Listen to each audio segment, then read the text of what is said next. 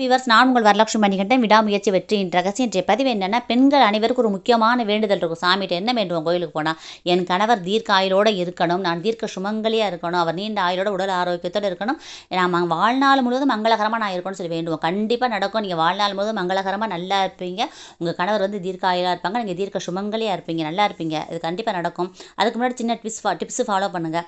அதாவது நீங்கள் கோயில் தாலிக்கயிறு வாங்க போவீங்க கடைக்கு. போகும்பொழுது தாலிக்கயிறு வாங்கிட்டு அப்படியே வீட்டுக்கு வந்துடாமல் பக்கத்தில் இருக்க அம்மன் கோயிலுக்கு போயிட்டு அம்மன் பாதத்தில் அந்த தாலிக்கயிறை வச்சு அர்ச்சகர்கிட்ட சொல்லி குங்கும அர்ச்சனை பண்ணிவிட்டு அந்த தாலிக்கயிறை வீட்டுக்கு வாங்கிட்டு வந்து உங்கள் வீட்டு பூஜை அறையிலையும் வச்சு சாமி கும்பிட்டுட்டு காலையில் பிரம்ம முகூர்த்தத்தில் தாலிக்கயிறு மாற்றுங்க.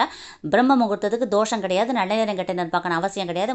கயிறு மாற்றும் பொழுது அந்த பழைய கயிறை வந்து கழுத்தில் வச்சே கட் பண்ணக்கூடாது. புது கயிறை கழுத்தில் மாட்டிட்டு பழைய கயிறை எடுத்து மடியில் வச்சு கட் பண்ணிவிட்டு அப்புறம் தாலி உருக்கலாம் அதில் கோர்த்து நீங்கள் போட்டுங்க. கணவர்கிட்ட ஆசீர்வாதம் வாங்கிங்க. வீட்டுக்கு வர சுமங்கலி பெண்கள் குங்குமம் கொடுங்க. அவங்க குங்குமத்தை நீங்கள் காப்பாற்றின மாதிரி உங்கள் குங்குமத்தை பிரம்மஞ்சம் காப்பாற்று.